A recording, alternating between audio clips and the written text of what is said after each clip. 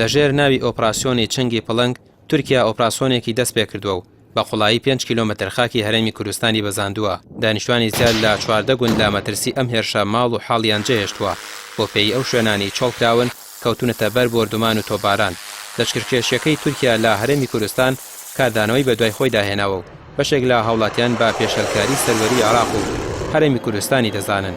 چاودێرێکی سیاسی دەڵێت ئەگەر حکومەت و پەرلەمان و سیادە هەبێت ئەو کارە قبول ناکرێت. دەژڵێت هەرچی زووە پاشەکشە بۆ هێزە بکرێت کە ئێستا لە خاکی کوردستاندان. ڕاستیە ئەمەی کە تورکیایکە بەرهەمی ئەو تەسلیمبوونەی هەم عێراقە هەم هەرێمی کوردستانە، بە تایبەتی نوخبەی دەسەڵاتدار لە هەرێمی کوردستانە لە ئاستی سەرۆکایەتەکانی هەرێم و بە تایبەتی ئەو حزبانەی کە باڵادەستن لە هەرێمی کوردستانە و نفوزیان هەیە، هێزیان هەیە، چەکداریان هەیە و چوون عەقدی 50 ساڵیان کردووە پێشتر لەگەڵ تورکیا. وێنەرەکانی کول لە بەغا ڕئیس جمهور وەزیری دەرەوە پەرلەمانتارەکان ئەبێ بەغا و هەولێر بکەن بە ناوەندی چالاکی فیعلی بۆی کۆتایی بەمە بێت.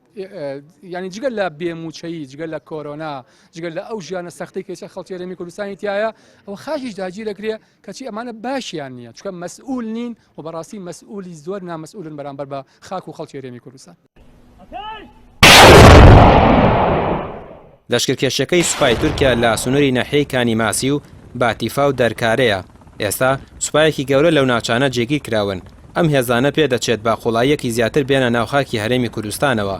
مەترسیش هەیە لەم نێوانەدا خاکی هەرێمی کوردستان بکرێتە گۆڕەپانی شەڕ و قەیرانێکی دیکە بۆ قەیرانە زۆر و زەوەندەکانی خەڵک زیاد بکرێت. داواش لە پەرلەمان و حکومەتی هەرێم دەکرێت هەڵوێستیان هەبێت و ڕێگر بن لە ئاڵۆزبوونی زیاتری دۆخەکە. دەمدەمی شەرەفەیە، دەمدەمی کرامەتە، دەمدەمی پاراستنە ئاخ و ملەت و وڵات و سەروەری و دەستکەفتی نەتەوەی نیشتیمانیە. ئەرمانجا تورکیا سەرەکی داگیرکردنە باشووری کوردستانەیە، دەست بسەر باشووری کوردستانە دەبگەین حتا کو تکریت و خانەقینێ و مەندەلی و توێرە ڕازڤرێنێ بۆ حەلەبی جارەکە بچیتە سەر بەحراسپی. ئەڤە پرۆژێ دەولەتە عوسمانیە، پرۆژێ تورکانە.